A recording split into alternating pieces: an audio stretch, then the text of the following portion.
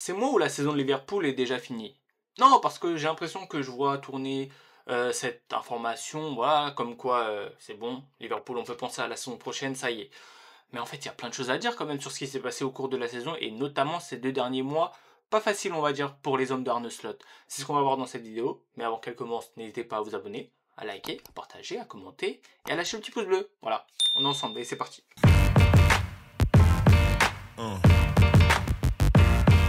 Yeah.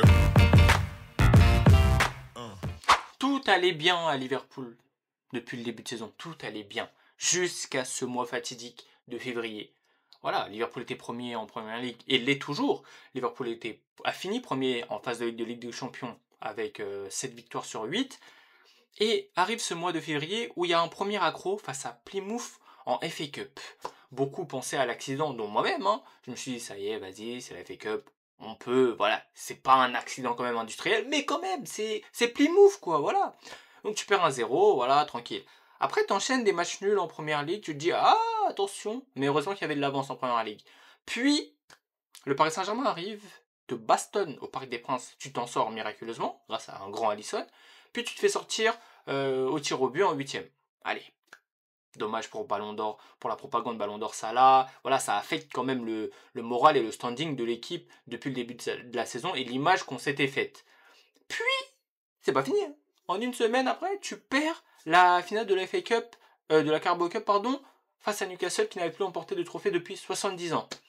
Avec en prime Isaac, avec une superbe célébration, mais voilà, bref, où tu te fais bousiller pendant le match. Donc, quelle suite pour Liverpool en soi? Heureusement qu'il y a la Première Ligue, j'ai envie de dire. Mais, de prime abord, ce qu'on ressent, qu'on le veuille ou non, c'est un goût amer. Tu te fais sortir des 3 compétitions que j'ai citées, et même si c'était pas forcément les objectifs visés en début de saison, parce qu'en début de saison, tu ne te disais pas que Arne Slot, nouveau manager, aurait pu faire tout ce qu'il a fait, ça laisse quand même un goût amer. Voilà, Plymouth, bon, le PSG, voilà, normal vu la physionomie des 2 rencontres, et Newcastle quand même, normalement, avec tout le respect que j'ai, hein, tu dois les battre. Voilà, tu dois les battre. Mais bon, ils ont plus montré qu'ils avaient envie de gagner cette finale et voilà, c'est mérité pour eux. Et donc, comment on explique ce revirement? Comment on explique ce déclin, entre guillemets, de Liverpool? Première chose, je pense que la gestion de l'effectif de Slot n'a pas été très bien gérée. Voilà. C'est sa première saison et c'est un effectif, qu'on le veuille ou non, hein, qui n'est pas, qui ne marque, enfin, qui n'a pas l'empreinte de son nom. C'est pas lui qui a choisi tous ces joueurs qui sont là, c'est des hommes de Klopp de la saison dernière, notamment au milieu de terrain. Par contre, il aurait pu mieux se gérer sur certains aspects. Je pense notamment à la surutilisation de Gravenberch, de Van Dijk, de Mohamed Salah, 3 joueurs clés cette saison qui ont enchaîné les matchs, des matchs abordables en fait pour Liverpool qui auraient pu, ou il aurait pu pardon, faire tourner parce que on a eu de la chance clairement, on n'a pas eu beaucoup de blessés. On n'a pas eu beaucoup de blessés. Bon, c'est de la chance, mais c'est aussi dû parce que Slot est un entraîneur qui, par son passé, a clairement eu un staff qui gérait bien la condition physique de ses joueurs. Mais voilà, donc t'as pas de blessés, t'as un effectif assez fourni, donc profites-en pour faire tourner lors des matchs contre Southampton, par exemple, entre les matchs contre Paris, ou j'ai d'autres matchs en tête, là, contre Everton, ou même notre seule défaite de la saison en Première Ligue, c'est retour de trêve contre Nottingham, et il ne fait pas tourner. Donc, il y a cette gestion-là qui rentre en compte dans le déclin, entre guillemets, depuis 2 mois de Liverpool dans les performances. Il y a aussi, je pense, un côté extra-sportif avec les dossiers Trent Alexander-Arnold, Virgil van Dijk et Mohamed Salah. Bon, Trent Alexander-Arnold, ça semble être réglé, malheureusement, hein. Donc direction Real Madrid. Mohamed Salah et Van Dijk, c'est pas normal que ce soit pas réglé. On va commencer le mois d'avril et on ne sait toujours pas s'ils vont jouer à Liverpool la saison prochaine. C'est pas normal pour des joueurs aussi importants. Forcément, ça conditionne un peu l'état d'esprit du groupe. Moi, c'est comme ça que je le vois. Même si ça n'entache pas leur performance à eux, à part Salah contre Nuno Mendes qui, voilà, ont fait des cauchemars. Donc tout ça mis bout à bout explique aussi la méforme de Liverpool ces 2 derniers mois. Mais il y a aussi une chose que j'ai envie de rajouter, c'est peut-être les lacunes ou en tout cas les limites de cet effectif. C'est que oui, on a surperformé d'août à janvier, on va dire. Avec des matchs aboutis de différentes manières. Soit on mettait 5 buts comme à West Ham, soit on gagnait de force contre Brentford par exemple. Mais on a su montrer différents visages dans différents contextes. Et ça nous a plutôt bien réussi. Jusque-là, on n'a que 5 défaites dans la saison, mais dont 4 du coup en 2025, ou 5 pardon. Mais Liverpool du coup a montré cette saison qu'il était fort, mais n'a jamais eu de réelle concurrence. Il faut se le dire. Il faut se le dire. Ça réduit pas ce que Slot a fait, mais il faut se le dire. Quand City est aussi malade, quand United est aussi malade, Chelsea, voilà, et Arsenal qui a eu pas mal de pépins physiques et qui aussi n'a pas tenu le rang qu'il a eu ces 2 dernières saisons, bah comment dire, ça nuance un peu la saison de Liverpool, ou en tout cas l'état de grâce qu'ils ont eu.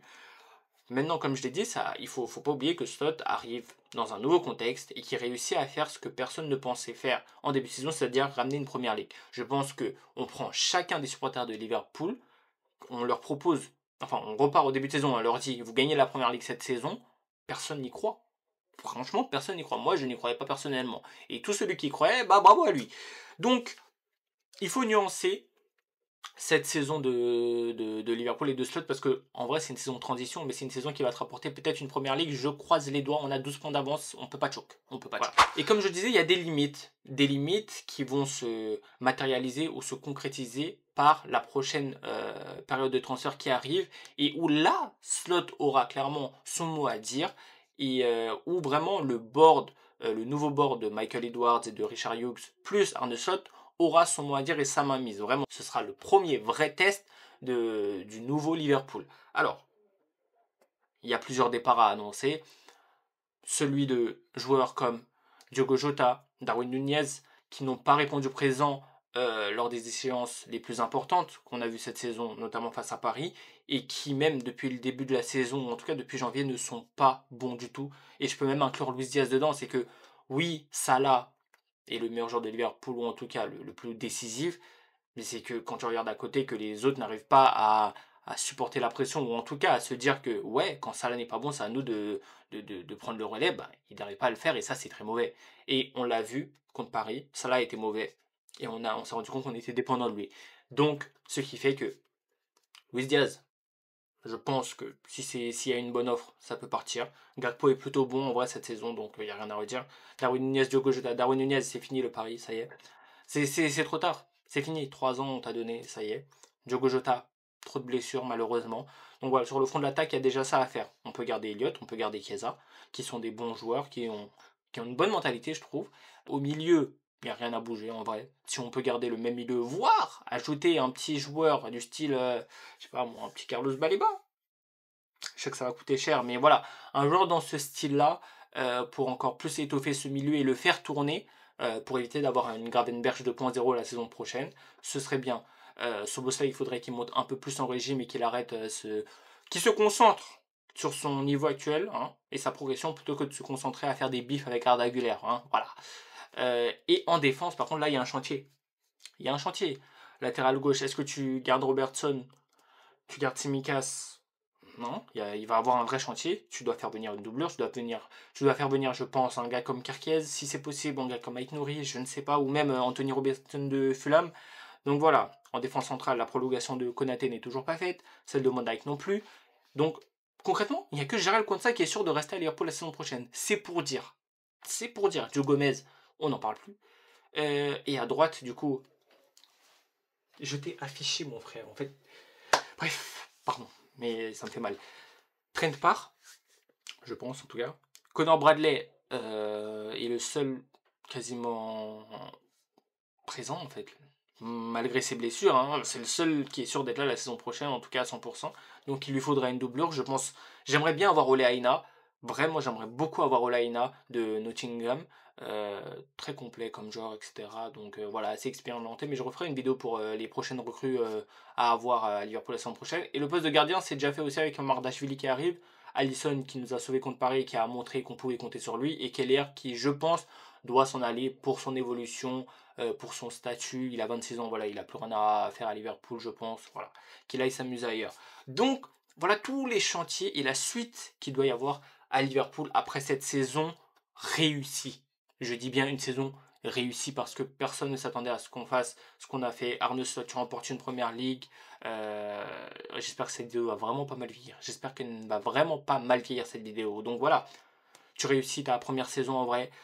Il y a certes 3 échecs. En fait, Le fait qu'il y ait eu 3 échecs, FA Cup, Champions League, Carabao Cup, dans un laps de temps d'1 mois, ça joue aussi et ça amplifie le goût amer qu'a eu Liverpool ce dernier mois, mais ça n'enlève en rien la saison depuis août qu'a réussi à faire Liverpool et Arne Slot.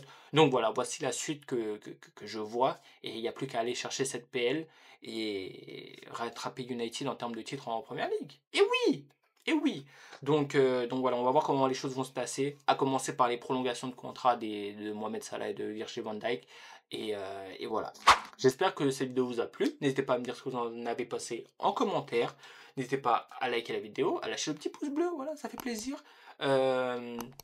À commenter, à partager, voilà. On est ensemble les amis, vous avez vu le petit décor. Hein, bon, même si il fait un move de traite, moi je l'estime toujours. Et voilà, petit drapeau du Niger, hein, très beau, avec les croix d'Agadez. Donc voilà, j'espère que la vidéo vous a plu. N'hésitez pas à vous abonner et prenez soin de vous, on est ensemble.